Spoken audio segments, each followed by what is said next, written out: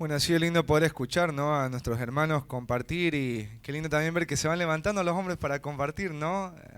Agradecer tanto al Señor. Me acuerdo del Marcelito cuando lo conocí, decía, Diego, no, no logro memorizar.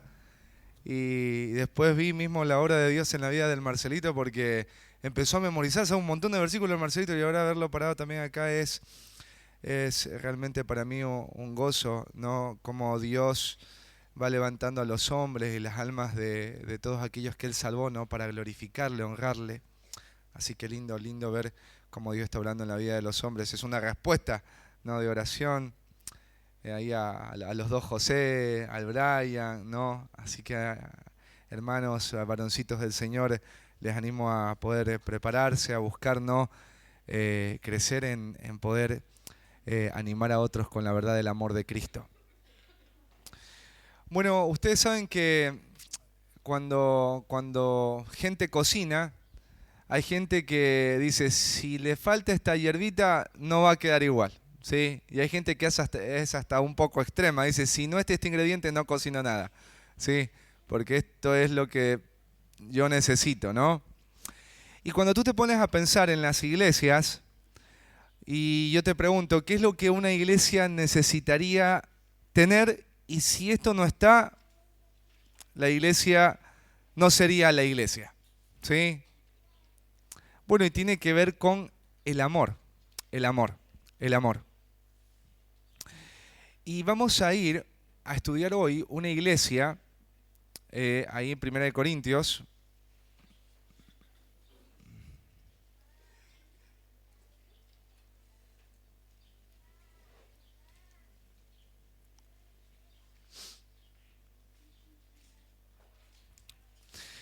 Bueno, la iglesia de los Corintios era una iglesia donde personalmente no me hubiese gustado ser miembro. Ellos tenían todo como para ser una iglesia influyente, una gran iglesia. Pablo la había fundado esta iglesia en su segundo viaje misionero y él mismo afirmó que los corintios habían sido enriquecidos en todo. Espiritualmente y materialmente esta iglesia lo tenía todo. Esta iglesia debía ser realmente una fuente continua de luz en esta zona llamada Corinto, ¿no? Los que han estudiado un poquito el contexto histórico de esta carta, Corinto no era famosa por la moralidad, había mucha idolatría y mucha inmoralidad. En ese lugar había un templo, el templo de Afrodita, en donde salían mujeres, más de 1000 mujeres, ¿no? A prostituirse ahí por toda la ciudad, ¿no? Había borracheras, había glotonerías, ¿no es cierto? Había todo tipo de expresión pecaminosa e impía, ¿no? Y ahí estaba esta iglesia, la iglesia de los Corintios. Ellos debían ser luz. Toda iglesia debe ser una luz en medio de la oscuridad, ¿no? Y una luz para alumbrar a Cristo y la belleza de ese evangelio. Pero si nosotros estudiamos la carta a los Corintios y vemos todo lo que estaba sucediendo ahí con los hermanos, podríamos decir que ellos son como una luz titilante, una luz centellante, no, una luz tenue que se apaga y se prende, se apaga y se prende. Justo ayer estaba en casa y la luz estaba así como que se apagaba, se prendía, se apagaba, se prendía. Y cuando tú tienes una luz así, es molesta y no sirve. Vos la quieres apagar, es más, no te quiero encendida, te quiero apagada porque te duelen los ojos. Y la iglesia de los Corintios era esto, no era una luz que emitía la verdad y vivía en esa verdad de una forma plena, de una forma completa, de tal manera que los corintios y toda esa zona sea movida, ¿no? a poder considerar la verdad de Cristo. Y Pablo, ¿qué es lo que ve en esta iglesia? ¿Y qué es lo que leemos en esta iglesia de forma general para decir que no era una iglesia que estaba bien, no era una iglesia que estaba en orden, pero era una iglesia? Lo interesante de esto es que era una iglesia. Sí, a veces nosotros podemos llegar a pensar o tenemos una imagen muy romántica de las iglesias. A cualquier iglesia donde vayas, mientras haya personas, no va a ser una iglesia perfecta. Es más, si en una iglesia tú fueras el único miembro, en algún momento vas a dejar de ser miembro de esa iglesia porque estarías peleando contigo. Así de fuerte es, ¿no es cierto? ¿Qué es lo que estaba pasando en esta iglesia?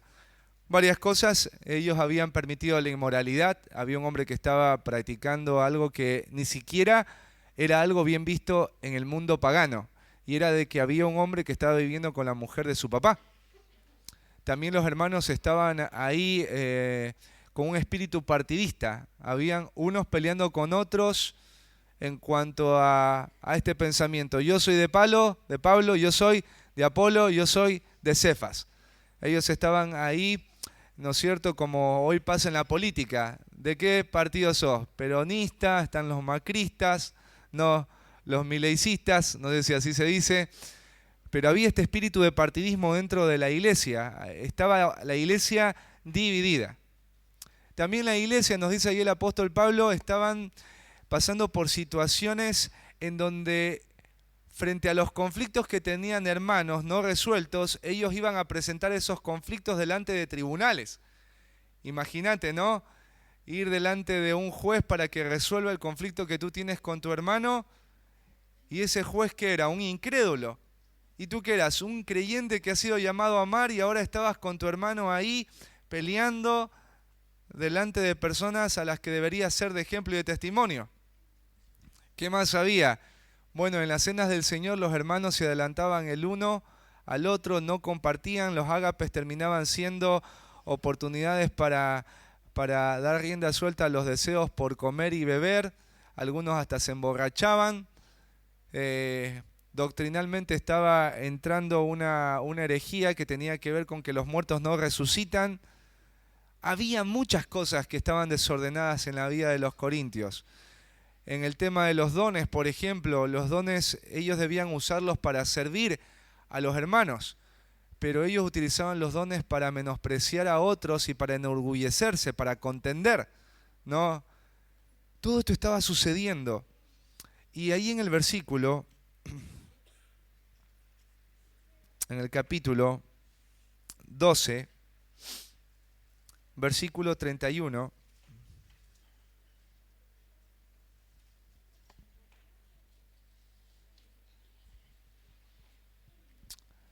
dice: procurad, Pablo, pues los dones mejores, mas yo os muestro un camino aún más excelente. Cuando tú lees esta carta te das cuenta que el don de lenguas, esa capacidad para hablar una lengua de manera sobrenatural, un idioma, ¿no?, como pasó en Hechos, de que estaban ahí muchas personas de muchas zonas que hablaban diferentes lenguas, escucharon a los discípulos hablar en sus lenguas sin que estos discípulos hayan en algún momento tomado un curso, ¿no? Estas personas estaban maravilladas de que gente del vulgo, gente no preparada, esté hablando de manera fluida los idiomas de ellos, las lenguas de ellos. Y esta era una capacidad dada por el Espíritu Santo. Entonces, los corintios veían el don de lenguas como un don espectacular. Porque si alguien hablaba en lenguas, es como que la mirada iba a estar sobre esa persona que hablaba en lenguas. Y esa persona que hablaba en lenguas iba a ser vista como muy espiritual e iba a ser muy llamativo. Hoy en las iglesias, en varias iglesias pentecostales se ve esa realidad de que los hermanos buscan hablar en lenguas y se desesperan por hablar en lenguas porque es como que si no hablas en lenguas no está la marca del Espíritu o no sos espiritual, y si lo hablas, ¿no es cierto?, Dios está completamente manifestándose en tu vida. Es el mismo concepto de lo que hoy, o sea, esto que está pasando en muchas iglesias hoy no es algo como nuevo, es antiguo, y en los Corintios lo vemos. Entonces Pablo les va a explicar y cierra esta idea: procuren aquellos dones que van a edificar a la iglesia, los mejores dones, ¿no? Que van a ayudar más a la iglesia, que van a construir más en la vida, en el carácter de mi hermano. Pero dice Pablo, pero yo les voy a mostrar un camino más excelente. Sí, yo les voy a mostrar un camino mejor. Pablo está pensando en esto: hermanos corintios, más allá de todo lo que ustedes puedan tener como iglesia, hay algo que deberían atesorar y algo que deberían buscar diligentemente. Y este es el camino más excelente que yo les voy a mostrar. Y tiene que ver con el amor. Y Pablo va a demostrar en la sección que vamos a leer que el amor está por encima de cualquier cosa que yo tenga o posea. Es más, el apóstol Pablo va a mencionar que todo lo que yo tenga desconectado del amor es inservible y vano. O sea, yo puedo tener todo como cristiano, pero sin amor, eso todo que tengo delante de Dios es nada. O sea, una iglesia que no ama es una iglesia que no tiene nada para ofrecer. Si yo soy una persona que no tengo amor, entonces estoy en graves problemas. Es como tener una refrigeradora, pero no tener electricidad para poder conectarla. ¿De qué te serviría la refrigeradora? Es un estorbo en tu casa porque no sirve, no funciona para lo que debería estar. Así que la iglesia debería también buscar el camino más excelente y es el camino del amor. El camino del amor. Ese es el uniforme de un creyente. Cuando vieron el trabajo de electricista es muy peligroso. ¿Y el electricista qué usa? Usa un montón de equipos, uniformes, ¿no es cierto? Toda una preparación para hacer esa labor, porque sin esa labor sería muy peligroso tener contacto con la electricidad. Sí, hay gente muy corajuda que ha hecho trabajo de electricidad sin ningún equipo, ¿sí? Pero no debería ser algo como que uno busque hacer cuando trabaja con la electricidad porque es muy peligroso. Bueno, el uniforme para hacer la obra de Dios dentro de la iglesia y fuera de ella es el amor. Sin el amor, no solamente lo que haga no va a tener fruto, sino que puede ser muy peligroso y muy perjudicial. Así que vamos a empezar acá a estudiar, ¿no? ¿Qué cosas yo puedo tener o poseer sin amor y que son igual a nada? Y lo primero es comunicación sin amor. Comunicación sin amor. Mira, en el versículo 1 dice Pablo, si yo hablase en lenguas humanas y angélicas y no tengo amor, vengo a ser como metal que resuena o címbalo que retiñe. Bueno, el apóstol Pablo utiliza acá una conjunción que es sí. O sea, no significa que lo que va a decir Pablo a continuación es algo que él tiene como capacidad. Pablo está pensando, si tuviera esto y no tengo amor, no serviría.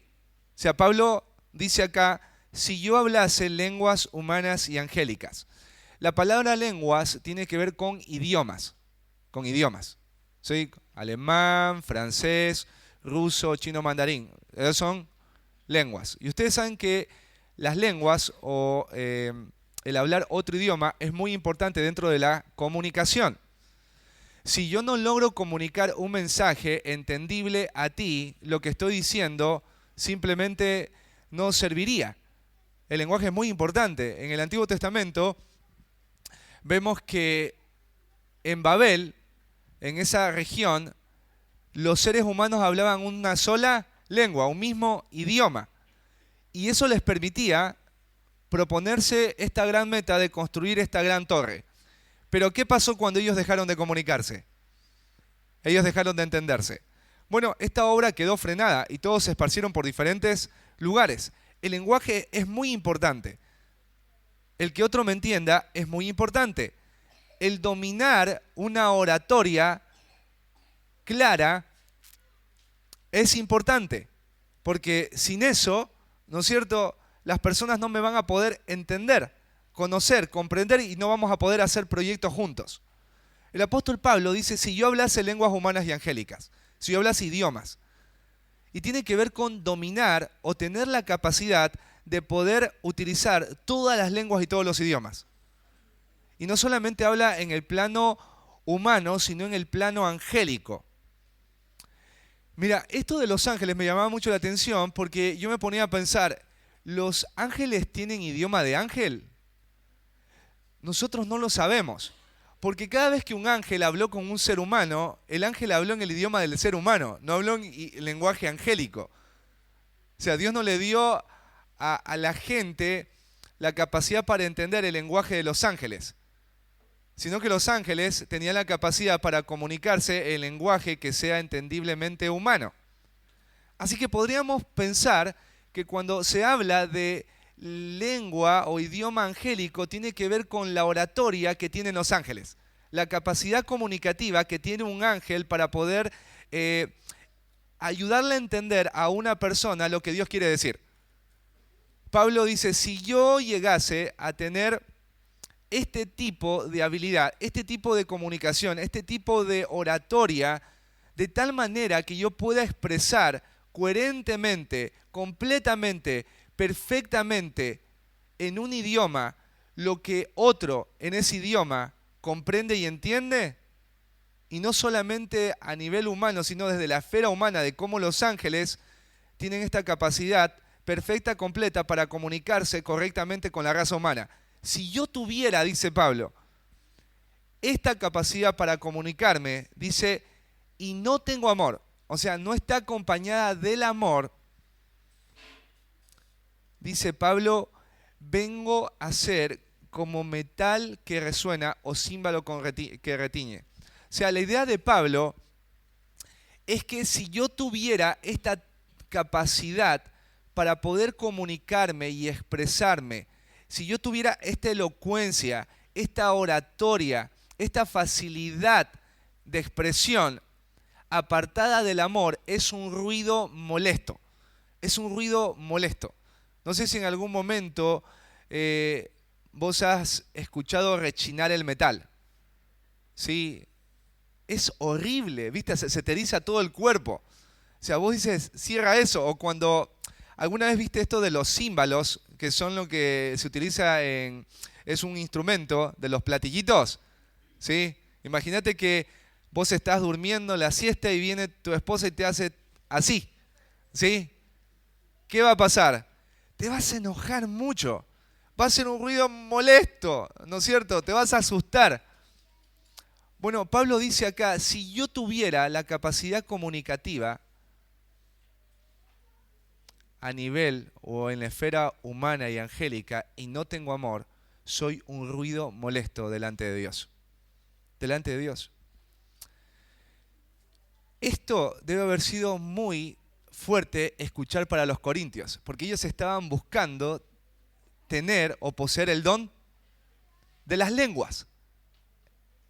Y ahora Pablo les dice, si ustedes tienen este don, pero no tienen amor, si ustedes tienen la capacidad de comunicarse, si habría la posibilidad de hablar de la misma manera que hablan los ángeles delante de Dios, sin amor, no solamente es algo que no sirve, es algo que es ruidoso y molestoso y hay que sacarlo.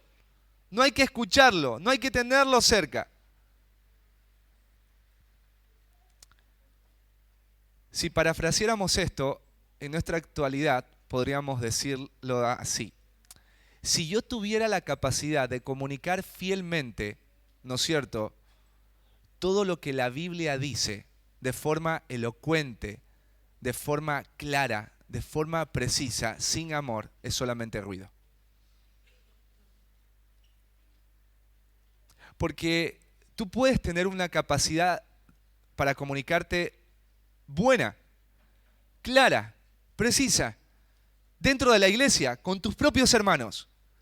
Pero si tú comunicas eso y no está acompañado de amor, solamente eres un ruido dentro de la iglesia. Nada más que eso, un ruido molesto. La comunicación sin amor. Segundo, dice Pablo, el conocimiento sin amor. Dice, y si tuviese profecía y entendiese todos los misterios y toda ciencia. ¿Sí? Esa primera parte. Bueno, la palabra tener tiene que ver con la capacidad o el poder poseer. En este caso, ¿qué cosa? Profecía. ¿Qué es la profecía? Bueno, la profecía es la facultad de poder entender de manera precisa la mente, la voluntad y el conocimiento de Dios. ¿Sí? Nosotros en el Antiguo Testamento vemos que los profetas, ¿quiénes eran? Personas que revelaban lo que no podía ser revelado por un medio natural. ¿Y qué era eso? La mente de Dios, el conocimiento de Dios frente a una determinada situación o frente a una determinada persona. Entonces, el profeta tenía la capacidad de conocer lo que había en la mente de Dios y expresarlo de manera clara a las personas. Y yo me ponía a pensar un poquito en el tema de la capacidad que tenía Pablo, porque dice ahí en 2 de Corintios, capítulo 12, que Pablo subió al tercer cielo y escuchó palabras divinas que no le es dado expresar a los hombres. Pablo escribió muchas cartas, o sea, él conocía la mente y la voluntad de Dios y nosotros la tenemos acá. Y Pablo dice si tuviese profecía. Pero Pablo nosotros vemos que sí tenía. Él conocía la mente y la voluntad de Dios. ¿Por qué dice acá esto como si tuviese? Bueno, porque después Pablo, al lado, va a explicar o va a extender lo que significa esto que está diciendo en cuanto al tener profecía. Y es el entender todos los misterios y toda la ciencia. En ese sentido está hablando Pablo. Si tuviese la capacidad de entender todos los misterios y toda la ciencia. Bueno, ¿qué es un misterio? Un misterio es algo que está escondido y oculto en la mente de Dios y que Él de manera soberana lo va a revelar en un momento determinado. Por ejemplo, en el Antiguo Testamento, los profetas hablaron, conocían la voluntad de Dios en cuanto a cierto aspecto, pero los profetas no sabían todos los misterios de la mente de Dios. Sabían algunos, pero no todos. Y uno de ellos era la iglesia. Los profetas no hablaron de la iglesia, porque era un misterio que estaba escondido. Y en la era de los apóstoles ese misterio salió a la luz después de la muerte y el sacrificio de Cristo. Entonces Pablo habla en relación a esto en cuanto a la posibilidad de tener profecía, el poder entender y conocer todos los misterios que están escondidos en la mente de Dios. Imagínate eso. Es casi como la capacidad de ser omnisciente, de conocerlo todo. Y dice, no solamente todo misterio, sino toda ciencia. Toda ciencia. Bueno, ¿qué es la ciencia? Es la capacidad de entender y conocer las cosas que están reveladas a través de la observación y el razonamiento. O sea, misterio tiene que ver con conocer de manera completa lo no revelado.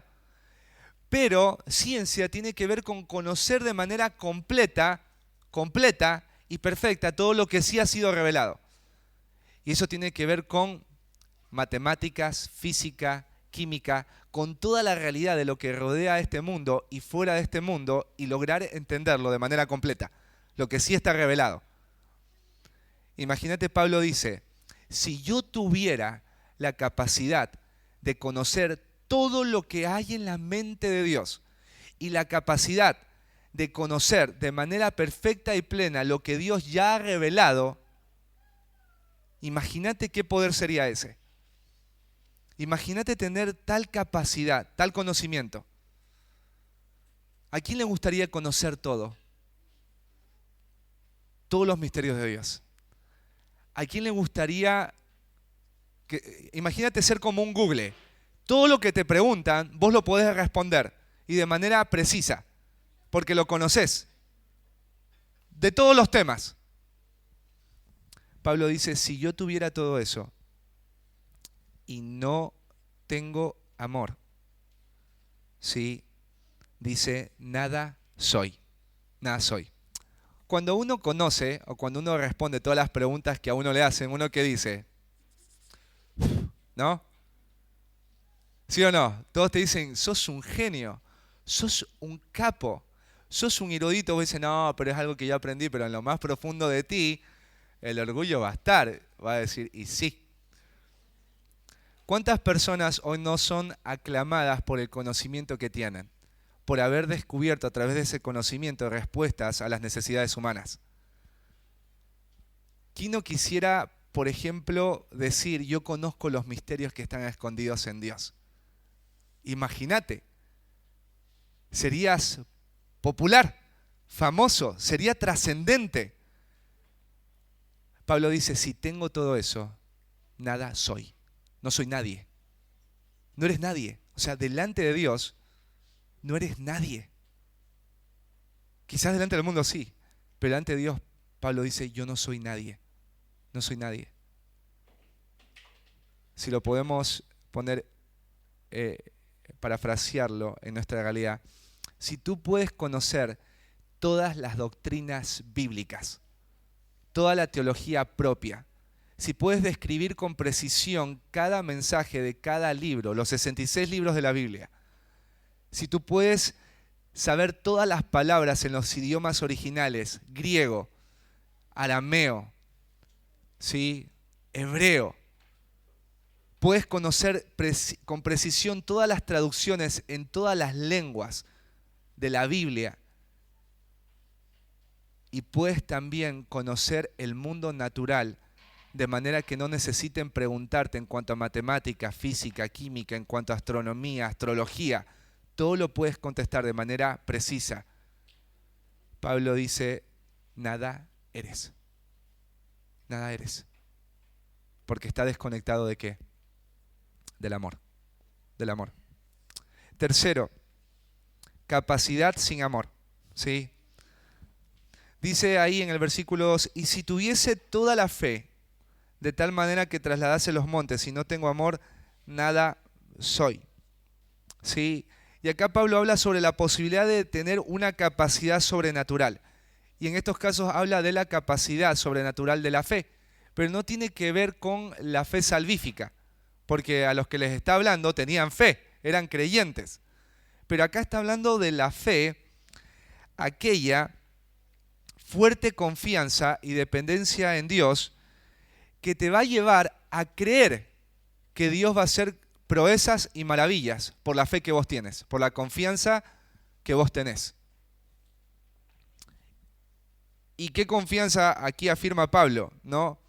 Esta confianza sobrenatural, poderosa, de hacer que los montes se trasladen, se muevan de un lugar a otro. Mira, el monte más grande de la Tierra es el monte Everest. Sí, tiene más o menos 8.848 metros sobre el nivel del mar. 8.000, más de 8.000 metros sobre el nivel del mar. Y pesa 600.000 millones de toneladas. Imagínate que vos vayas al monte Everest, te pares ahí, delante de 8.848, ahí a las faldas del monte, y vos le digas, te movés. Y todo ese monte, toda esa montaña se mueva y se ponga en el mar, solamente al mandato de tu voz, porque vos crees que Dios puede hacer proezas y maravillas. Imagínate el poder para mover un monte como este, el peso de este monte, la altura de este monte, solamente con una orden que vos tengas. Porque vos tienes fe en que Dios, al decirlo, lo va a hacer, porque crees que Él puede hacer maravillas. Sería completamente tremendo, imagínate. Gente te buscaría en la casa, te grabarían videos. Ponete a pensar que tengas un poder de esa magnitud. ¿Quién puede hacer del mundo esto? Nadie en el mundo puede hacer algo como esto, nadie. Pero Pablo dice, si yo pudiera tener esa fe para hacer esto sobrenatural, dice, y no tengo amor, tampoco nada soy. Ponte a pensar en las capacidades que tú tienes. Capacidad en herrería, matemáticas, ¿no? Electricidad. ¿Qué capacidad tú tienes? Puedes tener capacidades. Y cuando tienes capacidades y puedes hacer algo con esa capacidad que tienes, es lo mismo que con el conocimiento. El hecho de tener una capacidad, una habilidad, te lleva a pensar que tú eres importante, ¿no? Pero Pablo dice acá, si tuvieras esa capacidad, no serías nadie. No serías nadie, no serías nada. Cuarto, caridad sin amor. Caridad sin amor. ¿Sí? Mira, ahí en el versículo 3 dice, y si repartiese todos mis bienes para dar de comer a los pobres, y si entregase mi cuerpo para ser quemado y no tengo amor, de nada me sirve. Aquí Pablo habla de la posibilidad de expresar el mayor bien que tú puedas hacer por una persona. La mayor caridad que vos puedas hacer por una persona. ¿Qué es la caridad? Es la facultad de dar ayuda práctica y sacrificial a otro que lo necesita. ¿Sí? ¿Han escuchado la frase obras de caridad? Bueno, tiene que ver con hacer algo por alguien que está en un estado vulnerable o debilitado, ¿no? Bueno, la Biblia nos dice que nosotros debemos de ayudar en los casos de necesidad. Cuidar, por ejemplo, a la viuda, a los huérfanos. Los apóstoles hablaron de eso. Jesús fue alguien que hizo eso, él hizo bienes. Él ayudó a las personas que estaban en situación de pobreza, de vulnerabilidad, de rechazo social. Él las ayudó. Y aquí Pablo va a mencionar lo mayor que alguien puede hacer por otro. Incluso Jesús animó a un hombre a hacer esto y no lo hizo. ¿Se acuerdan del joven rico? ¿Qué le dijo Jesús? ¿Sí? Vende todo lo que tienes, dalo a los pobres y ven y sígueme. Jesús le estaba llamando a hacer el mayor acto de caridad a este hombre que amaba el dinero más que a Dios. ¿Y qué hizo el joven rico? Se fue triste, no lo iba a hacer. Imagínate esto, entregar todos los bienes que posees. Ponte a pensar todos los bienes que posees. Casa, terreno, auto, ropa, joyas, toda la cuenta de Mercado Pago, los 2.000 que tienes también van ahí. Ponte a pensar en todo lo que vos posees. ¿Sí? ¿Lo tienes? Imagínate, Pablo, tu ropa, todo lo que vos posees. Dice, ¿y lo dieras a quién? A los pobres. Eso sería buenísimo, ¿no? Imagínate los pobres cómo te agradecerían. Pero los pobres jamás te podrían devolver lo que les estás dando. Y Pablo dice, si habría la posibilidad de que yo diera todo lo que tengo a los pobres que no me pueden devolver nada, dice, y no tengo amor, de nada, dice, de nada me sirve. ¿Sabes? Hay mucha gente rica y famosa que hacen actos de caridad, realmente tremendos. Hay gente que deja fortunas para ayudar a los pobres, para descubrir un tratamiento para cierta enfermedad en el mundo. Hay muchos filántropos, gente que hace beneficencia, gente muy rica, gente poderosa. Pero ¿sabes por qué lo hacen? Porque están movidos muchos por la culpa, el deseo de tener fama, de conseguir respeto o una buena imagen delante de otros. Hay muchos que hacen este tipo de actos de caridad por eso. Y cuando eso no lo hacen por amor, sino por ellos mismos, Pablo dice acá, de nada me sirve. De nada me sirve, no tiene ningún sentido. Y esto es interesante, porque tú puedes ser una persona acá que esté dispuesto a dar todo lo que tienes. Prestas tu auto, prestas tu casa, das tu ropa, ofrendás. Pero si estás desconectado del amor, no te sirve para nada. Será solo heno, madera y hojarasca que se va a quemar ahí cuando estemos en el tribunal de Cristo. No te va a servir de nada. No va a haber ninguna ganancia en hacer esto. Incluso ni para la persona a la que se la estás dando. Porque el fin de dar no es en sí el objeto, es el corazón detrás de eso, el amor. Pablo dice, esto no sirve para nada. Y por último, la consagración sin amor. Dice ahí, y si entregase mi cuerpo para ser quemado y no tengo amor, de nada me sirve. Bueno, esta frase, entregar mi cuerpo, expresa la idea de entregar la posesión más alta y elevada que una persona tiene, y es su propia vida, y entregarla de una manera sacrificial. ¿Y cuál es esta manera? Entregar mi cuerpo para que sea quemado vivo. Y yo me preguntaba, ¿y por qué causa alguien entregaría su cuerpo para ser quemado, no? Bueno, en la Biblia nosotros vemos personas que estuvieron dispuestos a ir al fuego con tal de no dar algo o no dar rienda a algo que ellos están convencidos que no se le debe dar. Por ejemplo, Sadrach, Mesach y Abednego, ¿se acuerdan? Ellos se resistieron a arrodillarse delante de la estatua que había levantado Nabucodonosor. Y esta convicción que tenían de no adorar algo que no sea Dios los llevó a ¿qué? A ser echados, ¿no? Ahí en el horno de fuego. También en los tiempos de Nerón vemos a creyentes de todas las edades ser quemados por causa de su fe. Estaban dispuestos por la fe que tenían y por la convicción que tenían. Pero en el tiempo de Pablo, ¿sabes qué? Todavía no existía esto de que a los creyentes se los estaba quemando por causa de su fe. Entonces el desafío es preguntarnos qué era lo que Pablo quería decir. Bueno, y la idea más segura tiene que ver con el sacrificio personal o la consagración personal, la entrega completa de la vida misma de la forma más sacrificada que alguien pueda hacer por alguien. En este caso, por Dios. ¿Sí? O sea, esta expresión de ser quemado es como lo que veíamos en el Antiguo Testamento cuando una ovejita era puesta sobre el altar y era quemada para ofrecerla a Dios. Pablo dice, si habría la posibilidad de que yo tenga la mayor consagración hacia Dios, que esté dispuesto por esa consagración a entregar mi cuerpo para que sea quemado, una forma horrorosa de muerte y muy dolorosa. Dice, y no tengo amor. Dice, de nada me sirve, de nada me sirve.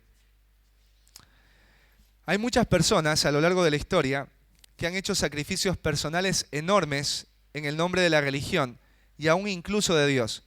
Pero en lo más profundo, las motivaciones han sido el deseo de que Dios les otorgue favores especiales.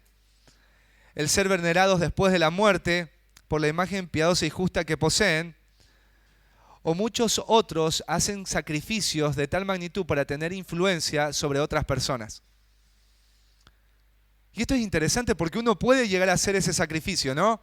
El estar dispuesto a que uno tenga que sufrir una pérdida trágica personal.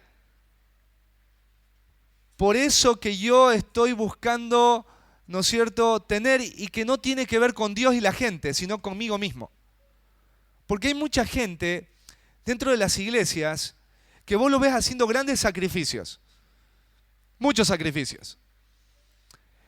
Y a veces, lastimosamente, esos sacrificios se van a ver todos contaminados por causa de las motivaciones. Porque a veces hacemos grandes cosas para Dios, pero estamos esperando, o grandes sacrificios para Dios, pero estamos esperando que Dios nos otorgue algo. O estamos esperando que la gente nos vea de cierta manera. Porque en los tiempos del martirio había muchos creyentes que eran martirizados porque sabían que después del martirio ellos iban a ser venerados. Y sus vidas iban a ser recordadas como vidas trascendentes. Entonces la motivación no era la fe, no era Dios, sino tenía que ver con ellos mismos. O a veces uno hace grandes sacrificios para que la gente te respete, para que la gente mire lo que vos hacés. Y cuando mire lo que vos hacés, tengas el derecho de hablar con ellos o de decirles, sigue mi ejemplo, mirá cómo yo me esfuerzo. Pablo dice, si yo llegase a hacer este sacrificio tan grande de consagrar mi vida a tal punto de dar mi cuerpo para que sea quemado y no tengo amor, de nada me sirve. De nada me sirve. Después de esto los corintios habrán quedado helados, ¿no? En shock. Porque como dijo cierto autor de apellido Carson, comentarista de la Biblia, las matemáticas de Dios es 5 menos 1. 5 menos 1, ¿cuánto es? 4. En las matemáticas de Dios, cuando hablamos del amor, 5 menos 1 es 0. O sea,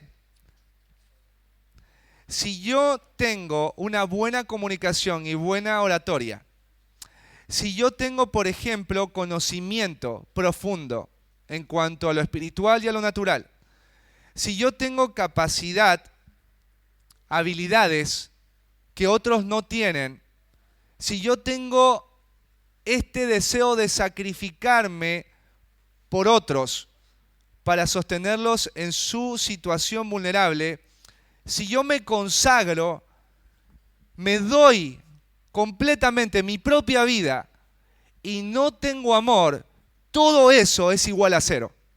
Es igual a cero. Alguien diría, pero eso es injusto. No, no es injusto. No es injusto porque el fundamento de la fe cristiana es el amor. Toda esta comunidad es el resultado de alguien que estuvo dispuesto a amarte. Y nosotros hoy estamos acá en la Cena del Señor recordando a través de esos símbolos que alguien por amor dio su cuerpo y su sangre. Que alguien por amor estuvo dispuesto a dar a su hijo. Que alguien por amor estuvo dispuesto a vivir dentro de nosotros para formar a Cristo en nosotros. Dios es el Dios que ama. Él no tiene amor, Él es amor. Hermanos, nosotros fuimos salvados por el amor. Y fuimos salvados por el amor para amar. Jesús murió y si esa muerte, si ese sacrificio no nos lleva a amarnos los unos a los otros, entonces aún no entendemos nada de la salvación y aún no estamos caminando en esa salvación. Te lo repito, si no nos amamos los unos a los otros, aún no entendemos esa salvación y aún no estamos caminando en esa salvación. Porque la Biblia mismo dice, nosotros sabemos, imagínate este versículo tan conciso y tan definitivo cuando hablamos del amor y de por qué nos ha sido dada la salvación. Nosotros sabemos, nosotros sabemos, estamos convencidos de algo, que hemos pasado de muerte a vida. O sea, que ya no estamos más en tinieblas, sino en la luz. Que ahora somos de Dios y Él es nuestro Padre. Que ahora tenemos la vida eterna. Porque quizás a veces vos te preguntás, ¿cómo yo tengo la evidencia de la salvación de Cristo en mi vida? ¿Cómo sé que soy salvo? Y a veces uno dice, bueno, porque leo ahora la Biblia, no, porque me congrego fielmente los domingos, porque ahora me sé los 66 libros de la Biblia con los ojos cerrados. Pero no sé qué cosa tú pienses que te lleva a pensar a ti, por esto soy salvo. Pero este pasaje dice, en esto nosotros sabemos, estamos convencidos de que hemos pasado de muerte a vida, en que amamos a los hermanos. O sea, si tú quieres saber si eres salvo, la pregunta no es si los hermanos a ti te aman. La pregunta es si tú amas a los hermanos. Esa es la pregunta al final de este camino. ¿Amas a los hermanos? Diego, pero a mí no me visitan. No, tú amas. Hazlo personal. Yo no te estoy preguntando si a ti te aman los hermanos. Yo te quiero preguntar en esta mañana si tú amas a los hermanos. A los hermanos. Y la palabra amor es la palabra ágape. Y la palabra ágape es el amor de elección. Tú escoges amar a otro independientemente de su fealdad. En esto conocemos el amor, en que siendo aún pecadores, Cristo murió por nosotros. ¿Amas a los hermanos? El que no ama a su hermano, dice, permanece en muerte. Si tú no amas a los hermanos de la iglesia, dice la Biblia, no lo digo yo, lo dice la Biblia, estás en muerte, estás en tinieblas. Qué picardía que nosotros estemos acá como iglesia celebrando el amor de Jesús, un amor que no estamos dispuestos a dar a otro. Así que todas las cenas del Señor vamos a estudiar 1 Corintios 13 para ver el amor de Cristo y voy a orar y oren por mí para que nosotros podamos tener este tipo de amor. Así que si vos dices, yo hago un montón de cosas en la iglesia, esa no sería la pregunta. La pregunta para un siervo sería esta. ¿Hiciste todo lo que tienes que hacer? ¿Fuiste al grupo pequeño? ¿Hiciste la hora silenciosa? ¿Visitaste a un hermano? ¿Oraste por el hermano? Esta es la pregunta. ¿Tú amas? ¿Amas? ¿Amas? ¿Tú amas? ¿Verdaderamente amas? Si no amas, entonces no sirve. Si no amas, entonces no eres nadie ni nada. Si no amas, no hay fruto. Si no amas, estás en tinieblas y en muerte. Amén. Así que, hermanos queridos, antes yo me frustraba mucho cuando me enteraba que los hermanos peleaban. Viste, mi hermano dijo esto, mi hermano me trató, Diego, ¿a vos te parece? Yo decía, ¿por qué pelean tanto los hermanos? Y ahora digo, Señor, gracias, gracias por los conflictos dentro de la iglesia, porque todas son oportunidades para amarnos, todas. Un hermano se enferma, oportunidad para amar. Un hermano te ofende, oportunidad para perdonar. Un hermano por ahí hizo algo, una oportunidad para ir y animar. Todas son oportunidades para amar, así que voy a orar para que la iglesia del Eluar sean todos ositos cariñositos. Sí, que todos amen, amen a los hermanos, al hermano. Cuando tengas a un hermano, ¿no es cierto?, difícil de amar, a ese deberías darle gracias a Dios. Porque el hermano que es más difícil de amar es el hermano que más te va a mostrar si estás en luz o en tinieblas. Así que, ¿quién es ese hermano que te cuesta amar? Ya terminas la reunión y vas a hablar con él. Ah, sí. Así que vamos a ponernos de pie.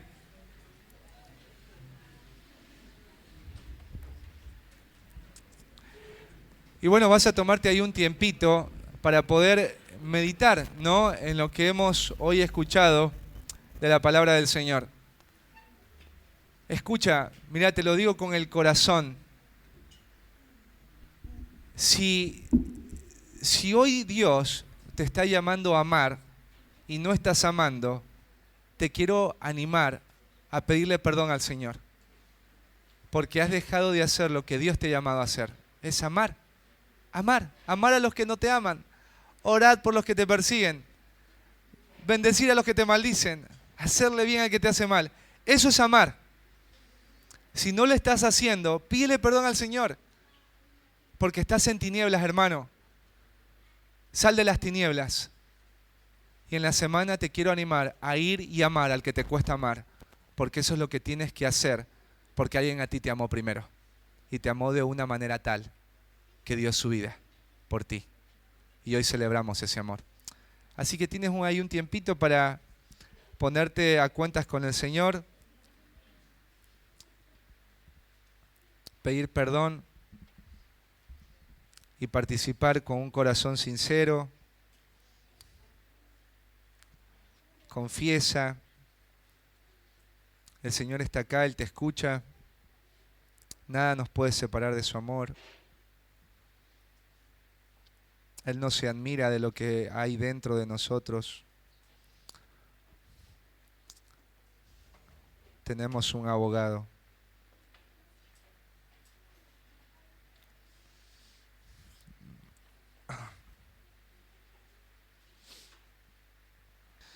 Amado buen Dios y Padre, cuántas gracias, Señor, por este tiempo donde hemos podido de muchas maneras poner nuestra mirada, nuestro pensamiento en ti y en la obra que en Cristo has hecho.